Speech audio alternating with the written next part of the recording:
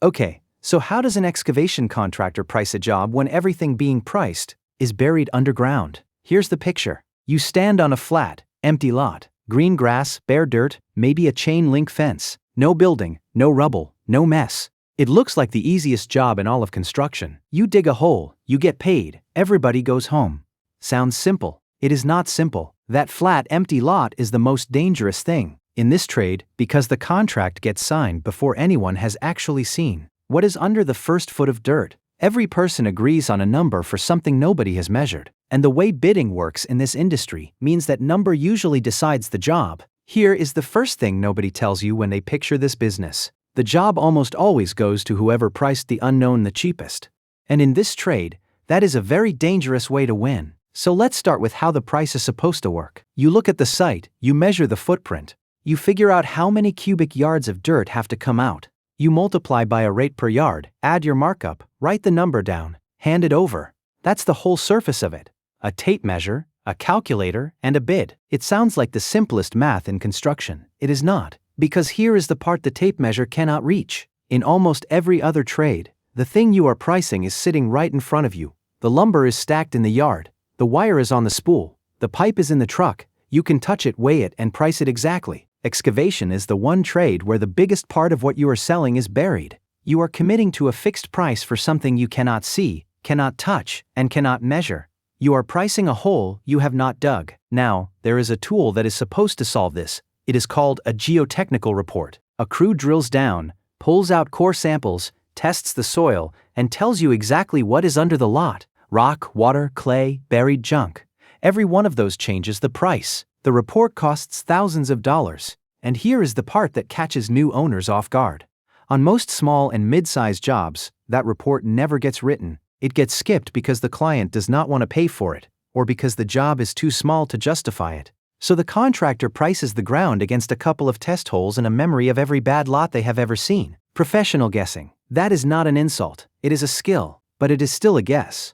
And think about what a few $1,000s buys here. It buys the difference between standing behind a bid and hoping to survive one. On a small job, that fee feels like an indulgence. On the wrong lot, it is the cheapest insurance in the business. So, what is actually waiting down there? Let's make it concrete. Rock. Once you hit rock, the math stops being simple. A bucket that rips through soil in seconds starts bouncing off solid stone, and the contractor brings in a hydraulic hammer, or a ripper, or blasting permits, and the cost per yard climbs and climbs. Then there is water. The hole fills faster than you can pump it, and every pump runs on fuel, and every hour the machine sits in wet muck is an hour that makes no money. Then there are the buried surprises.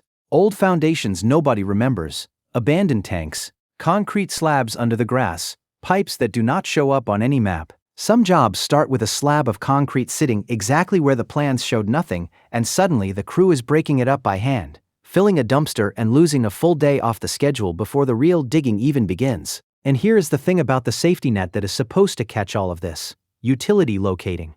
You call the free number, the locators come out, they paint the ground, they mark the lines.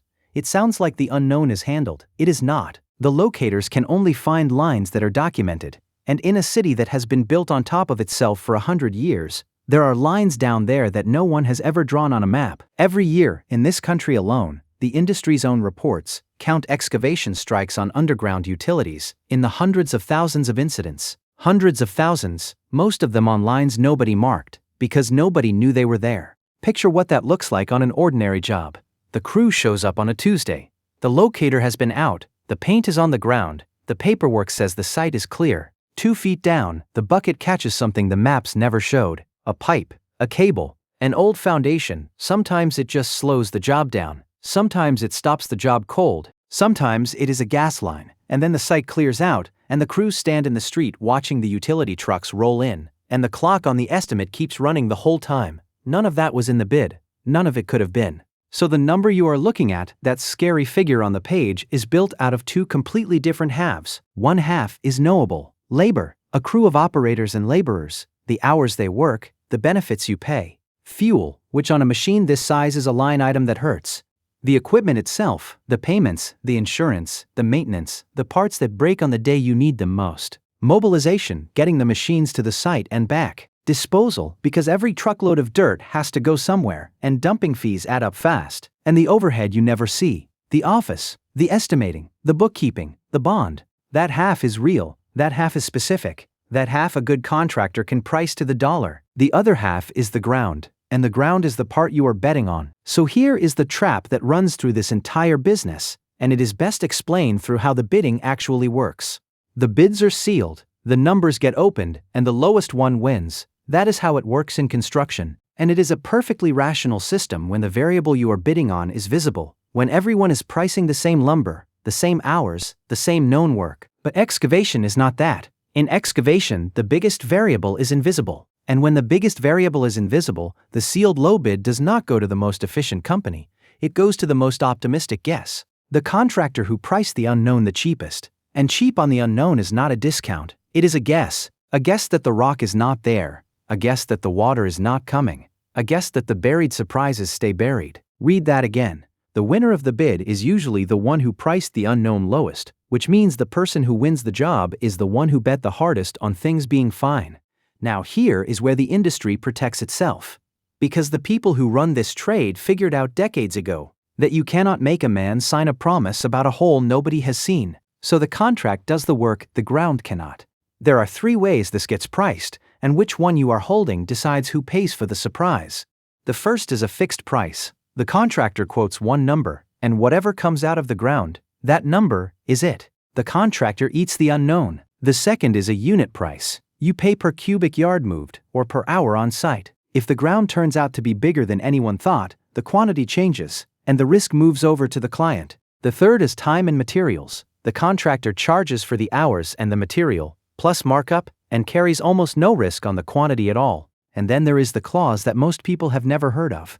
It is called a differing site conditions clause. And it is the industry admitting in writing that a bid cannot be a promise about things nobody saw. The clause says if the ground turns out to be materially different from what the contract documents said, the price gets reopened. If the boring logs promised soil and you hit solid rock, the contractor is not stuck. The price gets renegotiated, fairly, on the spot. That clause exists because the industry knows that pretending the unknown does not exist is how projects die. So what actually happens when the surprise shows up? This is where the trade splits into 2 very different businesses, and it is worth being careful about this, because one of them is honest, and one of them is not. The honest version goes like this. You priced the job, you started digging, and 2 feet down you hit a buried foundation nobody knew about. The differing site conditions clause kicks in.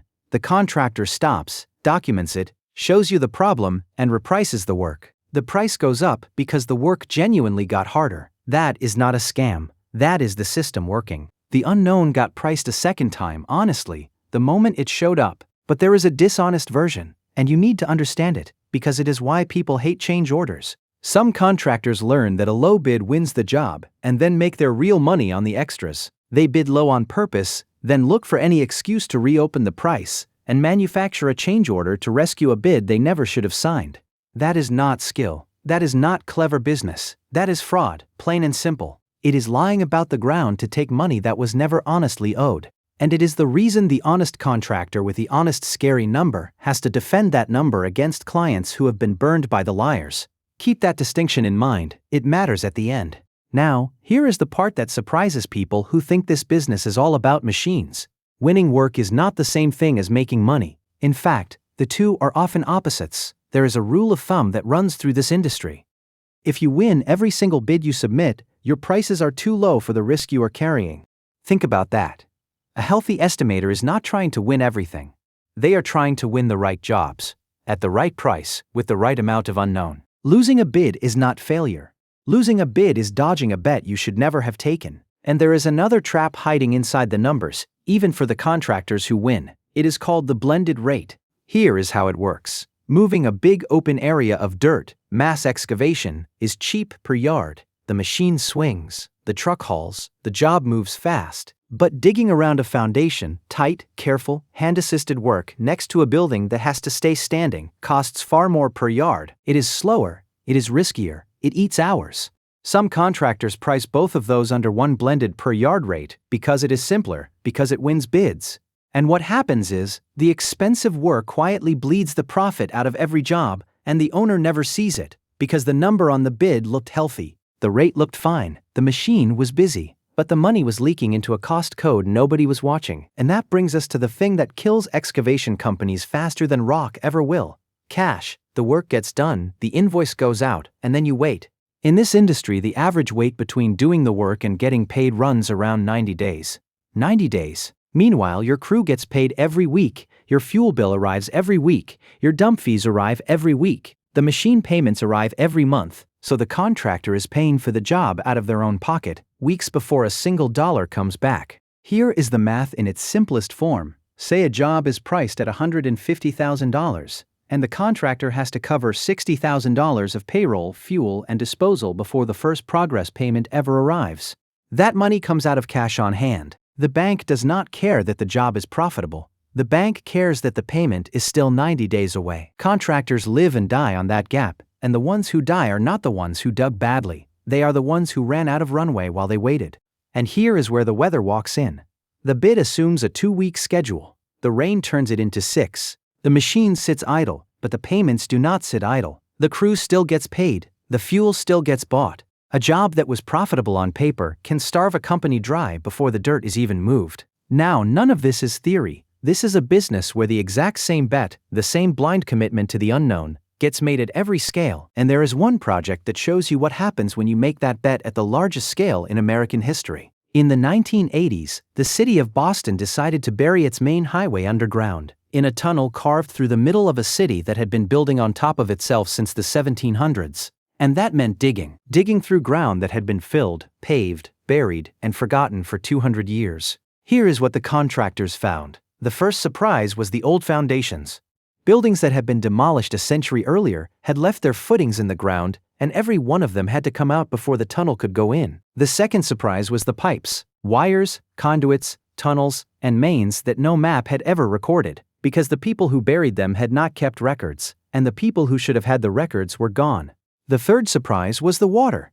Groundwater poured into the cuts faster than it could be pumped, and every pump ran around the clock, and every day the water won was a day the machines sat idle. And here is the part that matters. Every one of those surprises triggered the exact same mechanism from earlier in this story. The work stopped. It got documented. It got repriced. The unknown got priced a second time, and a third time, and a 1,000th time, at the scale of a city. The project was originally priced in the billions. It ended up costing many times that, and it became one of the most expensive infrastructure projects in American history. Now, to be fair, that project had other problems too. There were management failures and scope changes, and the final number included decades of financing. But the reason the digging itself ran away was the same reason a small job runs away: the unknown. At the scale of a city, the buried ground had been accumulating surprises for centuries, and every single one of them had to be priced and repriced when it finally showed up. That is the whole business in one story.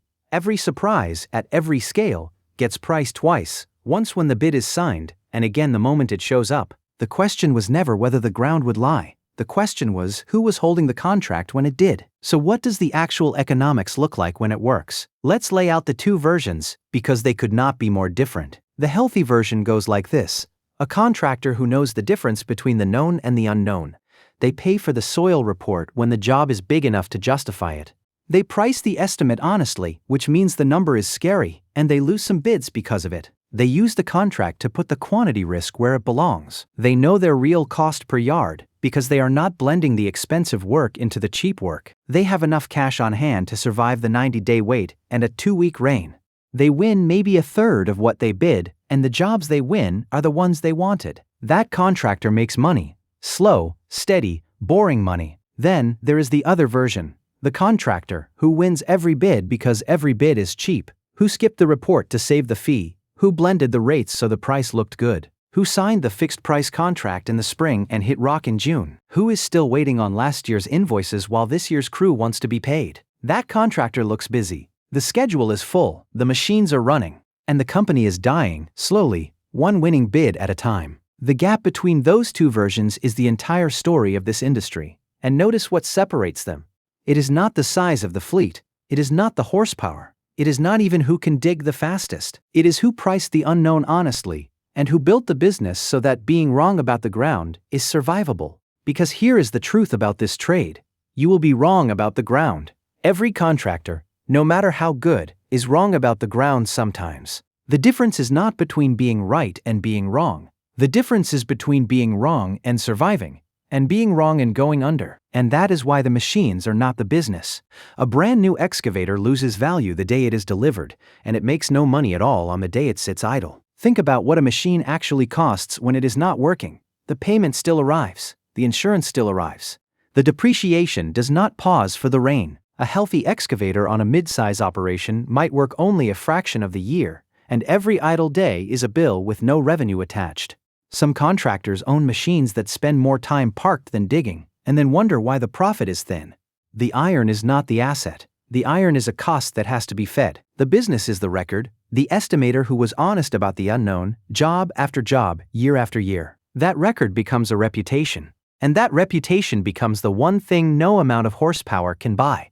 The client who comes back, the developer who brings the same contractor to the next site, not because the last bid was the lowest, but because it was the truest. The scary number turned out to be the safe one. That is what gets built over decades, one honest hole in the ground at a time. So, does the excavation contractor actually make money? The honest answer is, sometimes, and only under very specific conditions. The margins are thin, the cash flow is brutal, and the ground never cooperates. But the contractor who prices the unknown honestly, who puts the risk in the right part of the contract, who survives the slow payments and the long rain, and who builds the relationships that make winning bids cheap and change orders smooth, that contractor gets to be the one who shows up at the next site and the one after that, and the client who signs the scary number gets something too. They get the promise kept. The flat, empty lot becomes a hole, the hole becomes a foundation, and the foundation becomes a building that stands. The ground under that building, the ground that was supposed to be the whole problem, is the one part nobody ever thinks about once the keys are handed over. That is the quiet proof that the system worked. The dirt never looks simple again, neither does the number. The contractor was never selling digging. They were selling the ability to be wrong, and to be honest about it, at a price that could survive the ground.